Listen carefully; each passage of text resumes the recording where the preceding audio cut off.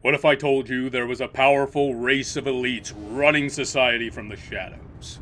That ancient humans have warred against reptilian overlords for centuries, perhaps even millennia. What if I told you this was all revealed in Donkey Kong Country? I am King Rex, your favorite reptilian monarch.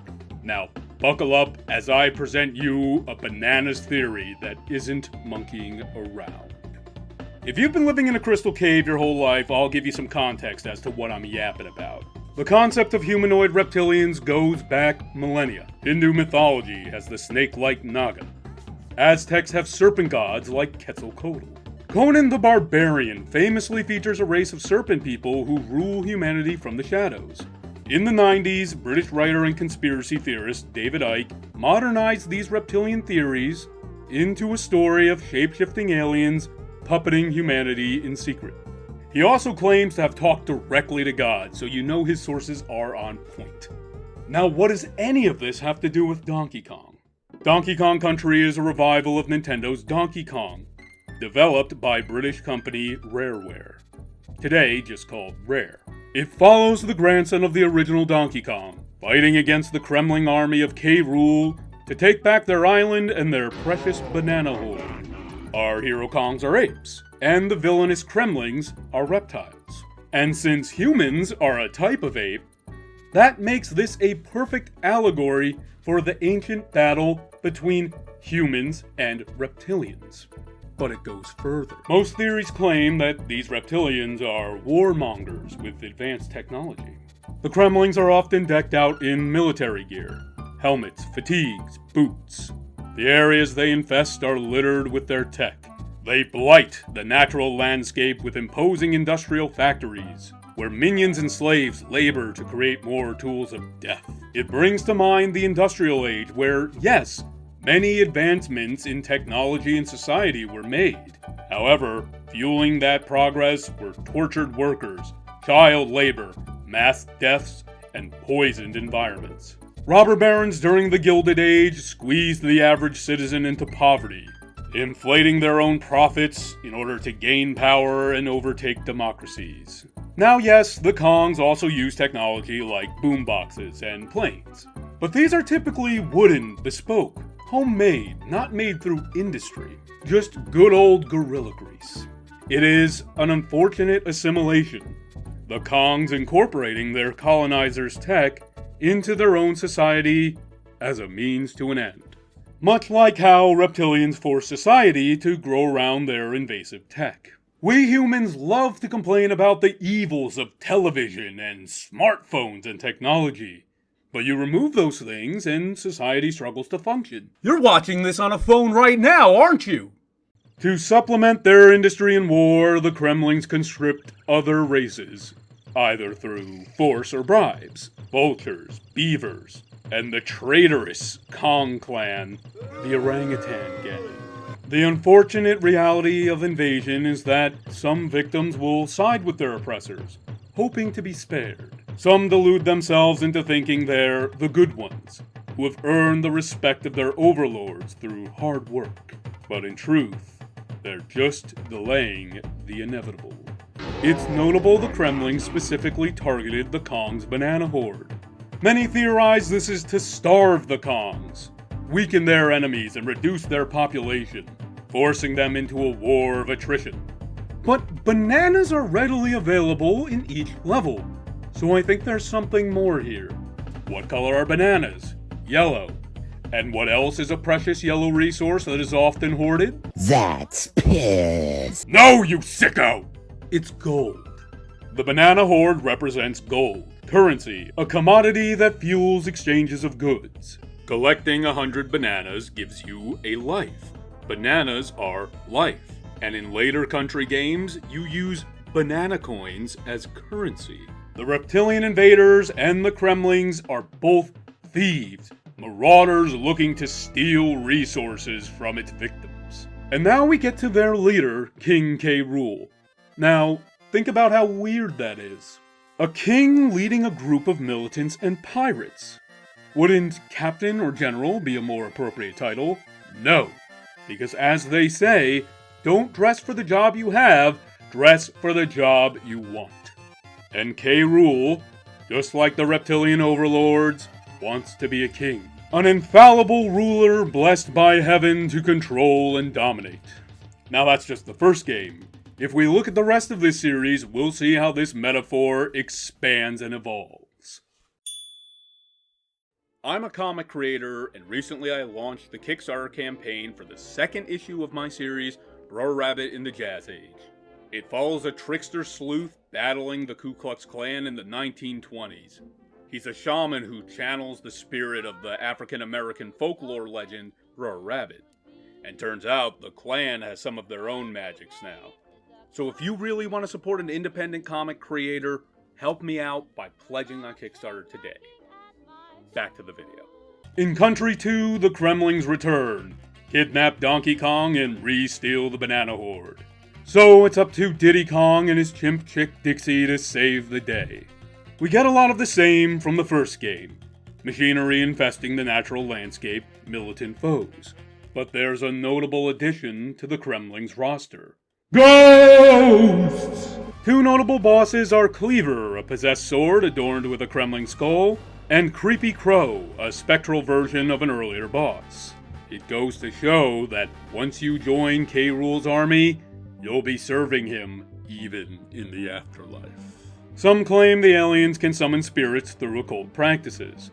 Some claim spiritual energy can be turned into a power source. Scientology practitioners gauge their thetan levels. That means their level of spiritual power. The more power you have, the further you can advance in the religion. There's also more fringe conspiracy theories that say child souls are being funneled up to Mars to fuel lava energy generators. Talk about a hot take. K. Rool is again the big bad. This time he actually adopts the fitting moniker of Captain K. Rool. Still a ruler of sorts, but certainly a few rungs down from a king. So what gives? Well, in Donkey Kong lore, it's up for debate whether this is a new moniker for K. Rool, or maybe a relative, or some other guy entirely. But whatever headcanon you subscribe to, the allegory works. Let's say this is just K. Rool playing dress-up. Or maybe his king moniker was fake, and this is his real form. That's a theory for another time. What's important is it shows K. Rool to be a man of many hats, figuratively and literally. Reptilians are known to be shapeshifters who change their form to blend into society, wearing the skin of those they conquer. So once K. Rool's mask of monarchy was broken, he donned the mask of a marauder. Now, let's say Captain is a relative to King. A member of the same family, but almost identical. This is to show how the alien hive mind always has another leader ready to go. Perhaps through advanced cloning techniques. An endless army of leaders sharing the same goals and beliefs. And these single-minded clones are all presented as metaphorical aspects of rule. Mafias, yakuzas, black markets, the mob, insurance companies. All groups that should be illegal, wiped from society. But the fact is, they have a place in the shady underbelly, often corrupting politicians and legal businesses. And considering Rareware is a British company, them making calls out to colonization and piracy would be spot on. The system enables each defeated leader to be replaced easily, like a lizard regrowing its own tail. We move into Country 3, where more Kongs are kidnapped. New Kongs take on the quest. And we get another K. Rool counterpart, Baron K. Roolenstein. A baron is a British term for a ruler who oversees a fief, making him a land and property owner. Another form of ruler. This time the crocodile seems to be a mad scientist type. White lab coat, headlamp, colored pens, and a heavier reliance on machinery. In the Baron's boss fight, he wields a propeller jetpack and electricity. His base is a submarine. He crafts the mechanical boss, Chaos, as a means to conquer the world. In our modern world, technology is king. Not just machinery, but computers, data, information, AI. Technocrat billionaires have used these technologies to surveil and monitor citizens, collect personal data, fueling algorithms that push product after product on us. The push toward truly autonomous AI robots is the current techno-arms race. We're already seeing how capable these robots can be, and how willing their makers are to use them in law enforcement and warfare. The advancement of these technologies is rapid and meteoric. Many conspiracies theorize alien tech has been integrated into ours to create this massive boost in technological progress. For all we know, someone could be developing their own version of chaos right now. Our last stop is Donkey Kong 64, where K. Rool dons his crown yet again. This time his plan is the complete destruction of Kong Isle with his Blast-O-Matic. After multiple defeats and humiliations, this version of K. Rool is intent on what can only be called genocide. Clearly the Simian soldiers are too powerful to conquer, so K. Rool wants to wipe them all out to restore his pride. Reptilians are thought to want to cull the population for many reasons. Perhaps the population becomes too rebellious. A smaller population is easier to control. Or maybe they're just evil. Beyond that, you'll notice screens and cameras have a lot of prominence in DK64. K. Rool spies on the Kongs and his own minions through screens, and they're prominently featured during the final boss battle. The final battle takes place in a boxing ring, where K. Rool takes on the alias of King Crusher K. Rool. There's announcers, cheering crowds, and you can see camera flashes. It's not hard to imagine this as a modern gladiator match. Propaganda being filmed for the Kremlin masses, showing their leader as a strong man willing to get his hands dirty to get the job done. Many fascist and strongman authoritarians use this same trick. The term bread and circuses immediately comes to mind. The idea of placating the populace with entertainment, keeping them enthralled and at least complacent with their ruling class. Oftentimes, staged media is created to venerate leaders. An oligarch buffoon garnering approval through his entertaining strongman performance is a common tactic amongst many authoritarian leaders. It also helps when they've had decades of media training. There's the unfortunate fact that Kremling influence and technology is more prominent in the Kong society than ever. The Kongs each have weapons and instruments more modern than any tools they've ever used. Cranky Kong has become a scientist like K. Rulenstein, crafting strange potions that give the Kongs new abilities. Snide the Weasel was K. Rool's former top technician, helping to build the Blast-O-Matic. But after the Kremling kicked him to the curb, Snide corrects his craft to aid the Kong's quest. While it's great to have new allies and tools, it's just another example of reptilian influence infesting the Kong's culture. But cultural mixing is not inherently negative, and that message is made clear in DK64. We're introduced to two very important characters. Lanky is different from his companions in that he is an orangutan. If you'll remember back in Country 1, Manky Kongs were enemies and part of the orangutan gang. I'm not sure how Lanky ended up siding with the DK crew, but he's a welcome addition. The main quest of the game involves freeing K. Rool's friendly brother, the kaiju-sized K. Lumsy. Once freed, he personally swats the King's escape ship out of the sky, allowing the Kongs to engage him in a final battle. Who would have thought there could be a friendly Kremling? Well, if you've played Diddy Kong Racing, you'll know Crunch the Kremling, a racer who teams up with Diddy against the evil Whizpig, who is an alien confirming extraterrestrials in the Donkey Kong lore. There's also the banana alien from DK Jungle Climber, but I didn't play that. This is all to show that the war is not about race, bloodlines, or clans. It's about brave souls uniting for a common cause, destroying evil and tyranny. Community over conquering, Kong over Kremling. Now there's an elephant in the room that needs to be addressed, and I don't mean Ellie.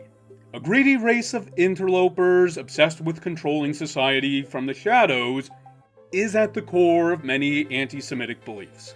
While the reptilian alien theory solidified in the modern day with David Icke, their themes and ideas go back much further. Most prominently, they overlap with anti-Jewish propaganda, the kind promoted by the Nazi Party and its fans. Now, am I saying that everyone who believes in reptilians, aliens, and ruling elites in the shadows are anti-Semitic? No, I'm not.